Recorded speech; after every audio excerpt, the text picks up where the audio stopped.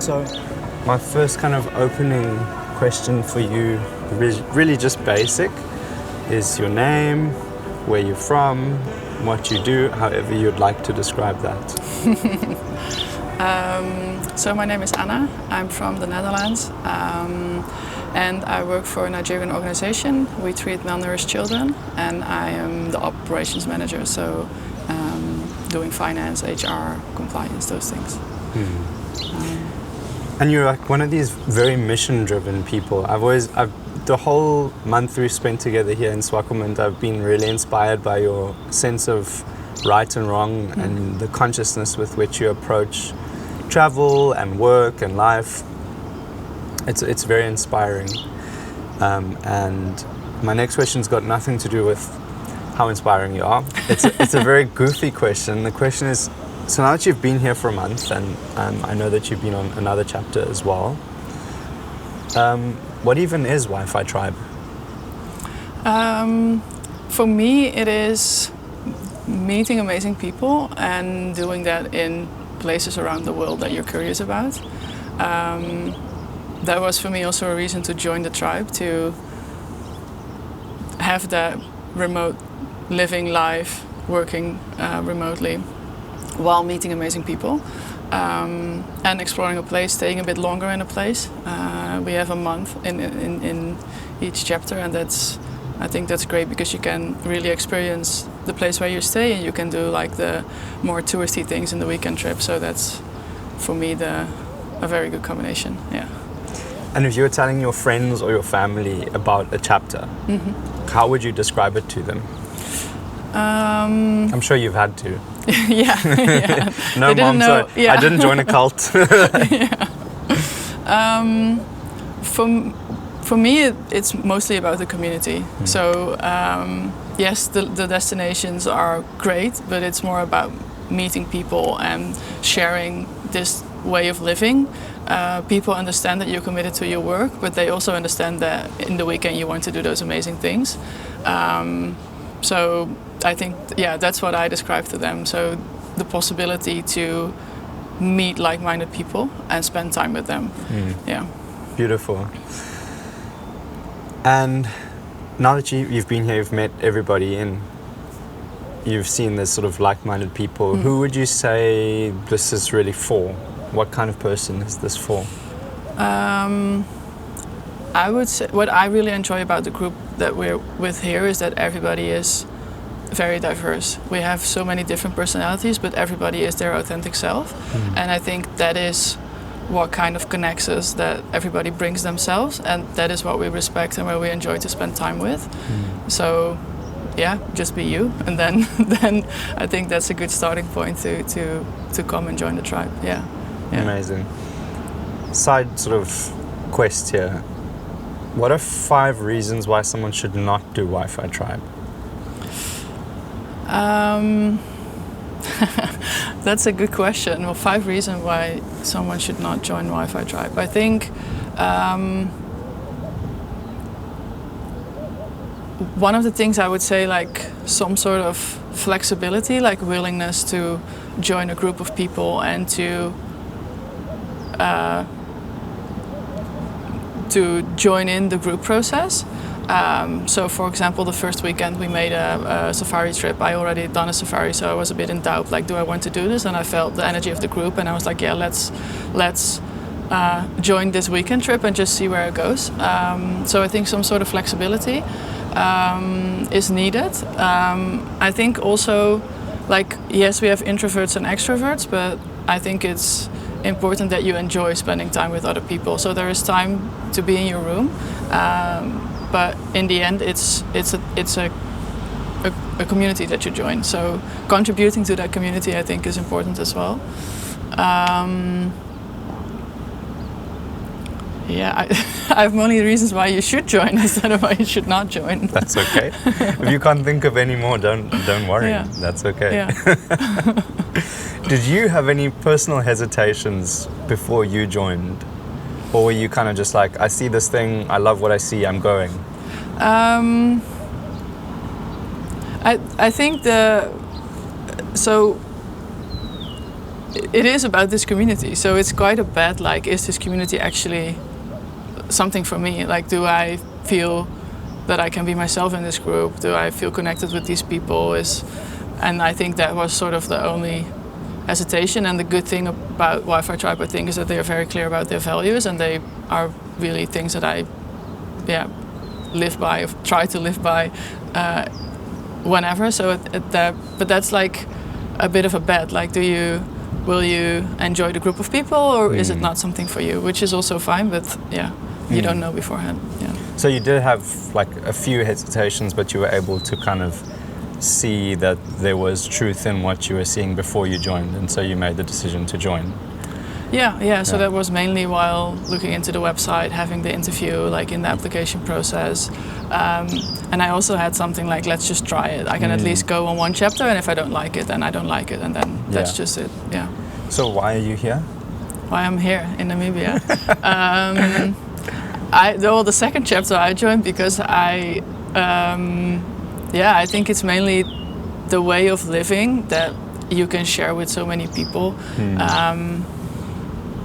So it's a good moment that you can focus on your work, but you can also do those amazing things. So that is a reason that I applied for a second chapter, or that I joined the second chapter. Yeah. And there's something about this lifestyle it's kind of against the grain. It's very different. It's not the norm, and I think there's a golden thread that ties everyone together in the community, which is obviously this lifestyle. Why did you seek out this lifestyle? What was it about this way of life that inspired you? I think a kind of curiosity for other cultures, other countries. The freedom as well, what I really enjoy about how, not only in the tribe, but as a digital nomad in general, is how you wake up in the morning and decide how your day goes. Like you work, you do your work, and then you see. So you either maybe join people to a restaurant, or you go to the gym, or you go for a walk, and it's that kind of freedom to every day decide what you want to do with your day. That is a lifestyle that I really enjoy, and like keeps me on the road, to say so. Yeah. You mentioned earlier that we'd planned a safari, and you thought, I've actually been on a safari before. I don't know if this is really what I want to do, but I'm going to just give it a go because it's with everybody. It's about the community. Every weekend that we've been here in Swakopmund, we've had some kind of adventure. I'd love to kind of get your take on the adventures we've had from weekend to weekend. Where did we start? Where did we go? What did it feel like? Yeah. One of the things I really enjoy about the weekends is that we organize them as all members of the community. So we work together to make this work. So someone takes care of the cars, someone organizes the accommodation in the weekend, someone does the groceries, someone picks up the cars. Like, everybody sort of contributes in their own way. That makes it like a weekend of us all. And then I don't know, taking off in the car and having the smaller group with people, for example, is something what I really enjoy about this chapter as well. We're doing all those road trips, and we have every time a different group of people in the car where you have like good conversations and you can connect in a bit deeper level because you're with a smaller group. Yeah, and then you drive through so much nothingness, but diverse landscapes. It's the landscape here in Namibia, they are so beautiful. Yeah. And then it's actually just, we set up camp. Like we open up the roof tents and make dinner together. Do those amazing tours. We go hiking. We enjoy the Sossusvlei. It's like, we just enjoy the nature and spending, like, seeing that together. I mean, we were lucky because I think it was you, me, Ben, and David. We got to spend that first trip all the way. I think that was the longest drive we did on this trip. Yeah, it was like 5-6 hours. Yeah. All the way up to Palmbach. Yeah. In sort of middle northern Namibia. Yeah. It was quite an amazing drive, and we found ourselves up there. It was this kind of private game reserve with honestly not too many animals. But the joy was in getting to spend that time with Yeah. you and hear your story, and we had such wonderful conversations. And then we were there. Do you remember what it was like at night with the stars? Do you remember seeing those yes. stars for the first Yes. time? Yes. What was that like? That was amazing. It was such a clear night. There was no moon, so it was so bright. We saw the Milky Way and so many stars, and it was just. That was also very nice that we were walking in the night there together, all kind of amazed and surprised by the number of stars, like breaking our minds about what is the universe, and like, yeah, that was amazing. Yeah, that was a special experience. Yeah. And then we drove back again. Yeah. And we had a little drama. Yeah. Yeah. What happened? We wanted to visit Skeleton Coast, and we missed a sign that the road was blocked, so we drove in too much sand, so the car got stuck. Luckily, there were two extra cars behind us, so everybody got out, and we pushed the car out. Was a good moment of celebration and like a feeling of winning that we were able to push the car out. And then we drove further. We drove past the Skeleton Coast. This like also. Very deserted place, almost running out of fuel. So we enter the gate of the national park there, and we find a note of two other cars that were in front of us, and they told us like, we're low on gas, maybe you too. We are waiting for you until this time, and it was such a caring experience. We really felt like, okay, these people are looking out for us. They're waiting for us to make sure that we're safe and that we're getting there. And while driving there with two cars, the car with you in was getting low on gas, so we changed positions and made sure that the car with enough of gas was going in front and like getting each other through. Yeah, that was really nice. That it was a bit chaotic and stuff, but it was like that community feeling really grew there. Like Even in that like feeling of panic, there was a sense of safety. Yeah. Which was really beautiful. Yeah. I remember feeling that myself and thinking, even if we did run out of gas, we would be fine. Yeah. Whatever. We'd figure it out. Yeah. And then the next weekend we went to Spitzkop, and it was this strange landscape. Yeah. Really weird landscape, with this kind of rocky outcrop that just bursts out of the earth. And I personally remember spending 3 hours cooking chicken for everybody. Yeah. What were your kind of core memories from that period of time at Spitzkop? Maybe when we arrived, because we were camping there as well. We drove up with the truck on that camping place that was among those amazing rocks that were there for thousands of years. And there was so much joy that we could like camp in that place. So I remember actually going out of the car and like cheering, like, wow, this is so great. And I don't know, that place, what you say, it's such a mystical place with beautiful landscapes. There was nothing there, and then being there with a group of people that sort of like commits to let's enjoy this time here, let's enjoy this nature together. That was a good moment. And then we moved from there. We had a week. We tried to do as much as we could, and then it was your weekend of planning. Yeah. And you planned something amazing for us, which we've really just come back from. Yeah. Tell me about that. Well, when I think about Namibia as a country, I think about the red dunes and the dead fly, like the valley with the dead trees. So that was a part where I was really excited about to visit. So I was keen to organize. I enjoyed actually organizing it a lot as well.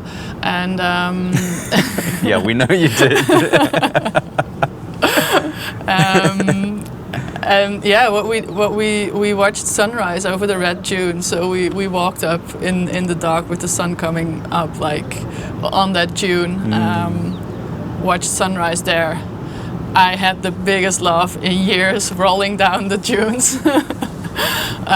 It's a steep downward slope. So a couple of us decided to actually roll down like we were 5-year-olds again, which was a lot of fun. And then we went to the trees, the dead trees, which that's also such an amazing place. The place is the same for like 1,000 years, and I don't know, you feel that landscape has something special.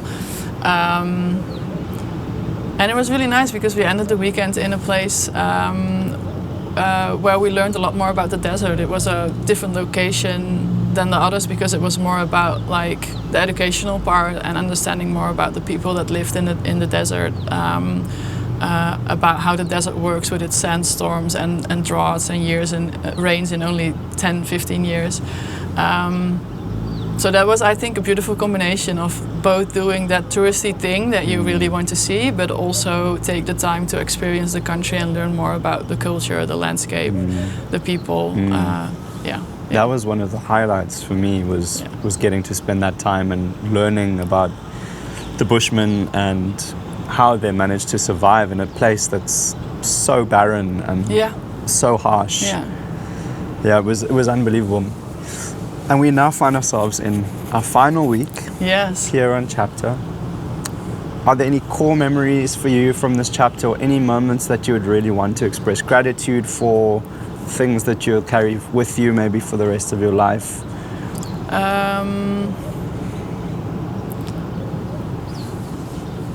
I was talking yesterday with Alyssa about like leaving and that the fact that you have spent time with this group of people, but you also know that you part ways again. That is something that I have blocked still a little bit. Like it's special to be able to spend these 4 weeks with people, and it's also good to realize that some of these people you really want to meet again. And I think what I would take away is mostly the connections. There are like a couple of memories, like the death fly was a good memory for me, but also the road trips were a good memory for me. But also just watching sunset and walk along the beach here and talking with someone and like sharing whatever, what's there on that day, or that moment. So I think it's mainly a combination of memories, not just of what you see, but memories of experiences, of what you have felt and what you have seen. And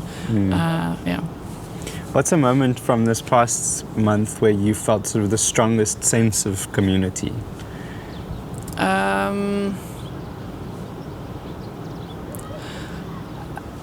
It depends a bit on what is sense of community, because in a way, when we were driving in those cars, like low on fuel, I felt that I was like carried by the community. So that was a very big sense of being taken care of and a willingness to take care of others as well. On the other hand, last Friday we had a crazy boat tour where the waves were so high and crazy, but we were enjoying with like a group of people. We were enjoying the water going up and down, jumping on the deck, and then at the end we did some dancing and singing, and it was like such a surprising moment of community as well, that we all were like, okay, this is a crazy boat ride, but just let's enjoy it the way it is now. So I think the sense of community is in a lot of different type of experiences. Yeah, absolutely. You know, that was one of the most, it was surprising for many different reasons. Yeah. I think the primary reason it was surprising for me was that I thought we were doing some kind of gentle sunset cruise. And it turned out to be this absolutely chaotic, like roller coaster ride. You know, we were soaked. All of us were absolutely soaked by the end of it. And it was like 2 hours, it was freezing cold, there were seals, it was crazy. a crazy experience. Do you have any future trips that you've planned, either with Tribers or other chapters that you'd like to go on? And if yes, what are they? And if no, what do you see yourself doing with the community in the future? Yeah, so actually after chapter we go travel to Zambia with a couple of people. Some are going to do a safari first, and then we meet again in Livingstone in Zambia to see the Victoria Falls. So it's luckily it's not ended yet with everybody. Yes. So that will be like the first post-chapter thing. And I'm looking into chapters as well that come after. Not sure yet what. I always have trouble planning far ahead of time. So That's ironic. Yeah. Because you're such a good planner. Yeah. But it's, I mean, look, there is that feeling of like, Sorry if it's very bright. Yeah, it's bright. That's Namibia. There is that feeling of like, can't get enough. Yeah. And I wish I could bottle everybody here and take them home with me. Yeah. It's just been such a wonderful crew of people. Yeah. And a group of people with such high moral values and such an interest in the real world. Yeah. Which is not, I think, not the stereotype for digital nomads. And so there's something really beautiful about this community. People really do care and they have a heart and they want to understand how they can make a difference for the communities that exist in the places that they go to.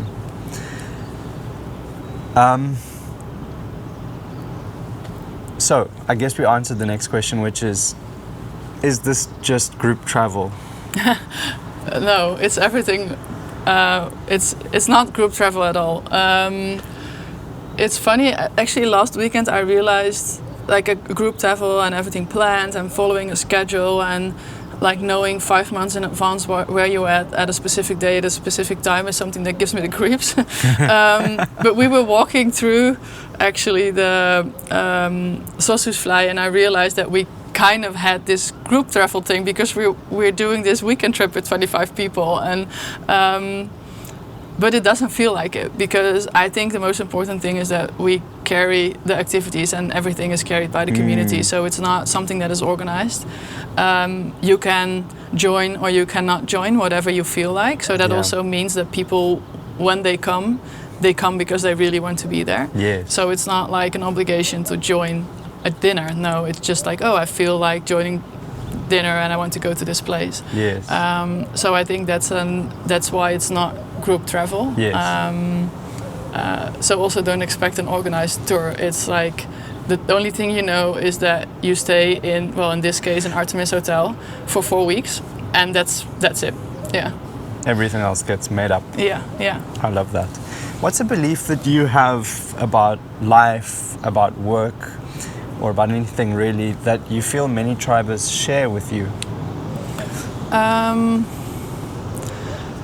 I would say I think it's both a belief and a way to enjoy or to do life, to say so.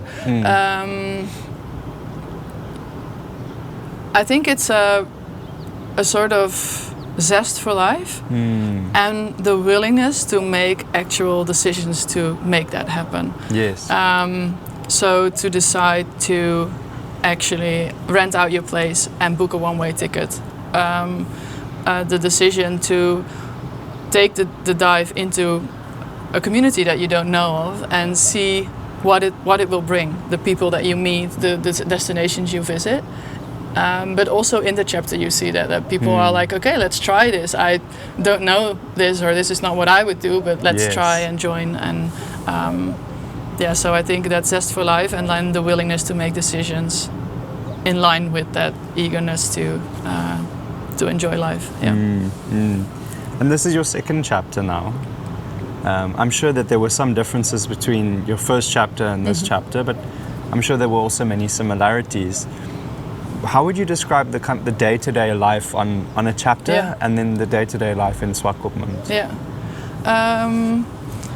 For me, the day-to-day life is here is mainly I work European hours, so I work the same hours as I work African hours, so I work the same hours as where I'm in here. So I wake up easily, start working, do my work, maybe go for lunch or brunch with some people. If I feel like it, if I have a more busy working day, I will just stay here in the conference room and do my thing. And then in the evening, if I feel like dinner, I see if somebody posted something for a dinner in our Slack channel. If it's not, I can propose something myself, and then we just go somewhere, have good food, good conversations, and then we, that's a regular day. Yeah. Yes. Who would you recommend Swakopmund to? Like, what kind of person is this for? I would say this destination is good for people that want to experience more than just an easy touristy place. our weekend trips are a bit more harsh, like the drives are bumpy. We go camping and need to fry our own chicken. It's also a location for people that are interested in like a bit more of the culture. So Namibia has a rich history, and I think it's important to have an interest in that. Yes. Yeah. Beautiful. And was there anything specific that surprised you about Swakopmund? Yes. Swakopmund, it's as a town, has a interesting feeling. The town itself doesn't speak to me that much because you see a lot of colonial history, broad streets, empty streets, which is a weird experience in a way. Feels like a movie set. Yeah, like it's a bit of surreal. Yeah, it's a bit surreal. Yeah, that's how I would describe Swakopmund. Yeah. Okay, bringing it back a little bit to you. What do I need to understand about you to understand why you're here and what you're about, like as a person? Yeah. I think for me it's that combination of curiosity about that rich history of Namibia, to understand the colonial history, why this country is how it is these days. Yeah.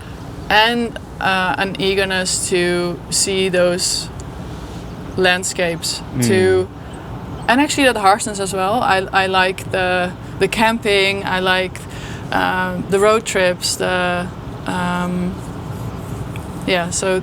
I think it's a combination of interest in the cultural history and curiousness for the landscapes. Yeah. Where does that come from?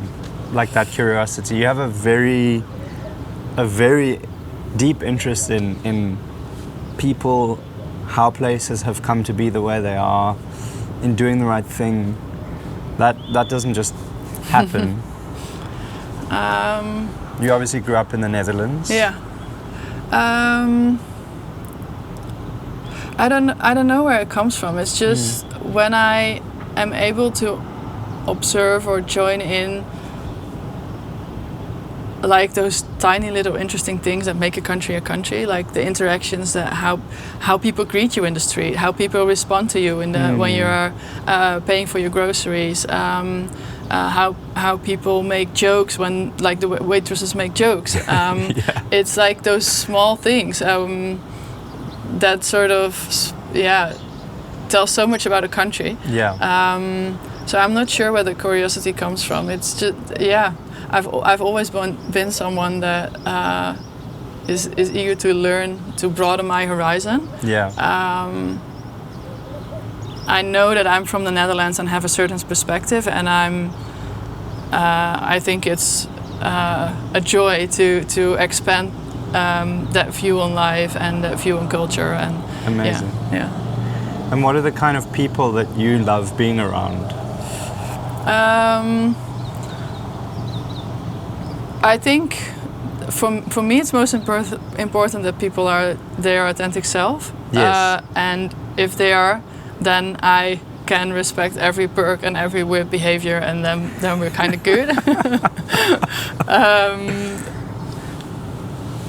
I enjoy to be around people that also have like a joyful life, that are like, okay, let's go. I don't know where this goes, but let's go. Like that you almost say yes before you actually know what you're going to do. Spontaneous people. Yeah. And I think caring people, like knowing that you're in there together and that you will be fine together and that you will look out for each other. Yeah. So I know something interesting about you. Tell me. and your journey with WiFi Tribe, which is that you've done 2 chapters with WiFi Tribe now. Yeah. Both of them have been in the desert. Yeah, that's true. Tell me about Dahab. Why did you choose Dahab? You then went from one desert to another desert. What was Dahab like? Yeah. Were there any moments from Dahab that stood out for you? Who's it for? Well, it's not a coincidence because I didn't visit the desert yet, so I was really keen to be in that have only sand around you. So Twice. Twice, yeah. What made me choose for Dahab was actually the combination of the desert, Egypt as a country. I have always seen it as a very touristy place, but there is so much history, so I was eager to learn about that history. Yes. And then on the other hand, it was just like Swakopmund, it was a beach town, a smaller town along the beach, and especially in Dahab, like the diving and the snorkeling, it's amazing. The coral reefs are so beautiful. We could walk into the sea just from our hotel and do a snorkeling session in the morning. So that was how I started my day. So Dahab, yes, is also desert, but it's also sea, beach life, diving, those things. Yeah. Beautiful. Has your life changed in any way since you've been on chapters? And if it has, what are some of the ways that you've experienced that change? For me, the chapters are also a big lesson about like group dynamics and how I feel in a group, how I act in a group, what I need from a group, what I can give to a group. So I've learned that I really enjoy to be around people. Yeah. I've also learned that sometimes I don't like to be around people, and that is a moment for me to kind of step out and have the confidence to do what I need to do, to be able to step in again. Yes. So I think that is what I get from these chapters in more like my personality kind of view, is like trusting that I know what I need and what I want to do. And the good thing is that I feel that in the people that we're here with, but also in Dahab, is that there is the space to do you, whatever that is. Yes. So yeah, that's what I learned from the chapters. Yeah. So is Wi-Fi Tribe worth it? Yes, 100%. Yeah. And the funny thing is that I'm, or I don't know if it's funny, but being on chapter makes you want to go on another chapter. So that's like, yeah. I don't know when the next is, but it will be probably like in 2, 3, 4, 5 months. Yeah, definitely. Beautiful. Yeah. And last thing is, do you think that you've met the kinds of people here that you could be friends with for a very long time? Yes. So part of looking into chapters is chatting with people. Where are you going? What are you doing? And sort of like seeing if you can match your travel plans. Yes. I was yesterday talking with someone and I was like, it would be so cool if we meet these people in this place and then we could, wow, that would be amazing. Like, so it's, and I feel with a lot of people in this group that I can send them a message and tell them, hey, I'm in your hometown. Where are you? Let's meet. Show me around. Or if I would share that I'm going somewhere and they would say, oh, I'm going too, that it would be just a big joy to share that time together. Yeah. Beautiful. Yeah. So maybe I'll come to Cape Town. Come to Cape Town. I tell everyone to come to Cape Town. I am biased. I think it's the best city in the world, but I'm from there, so yeah. You should. The place where you live should be the best place in the world. I'm trying to get to a point where the South African government is just paying me to sell South Africa. Yeah. Well, actually, we had a good talk about South Africa. You really sparked my interest also with Nelspruit. Yes. So it's definitely on the list. Yeah. Beautiful.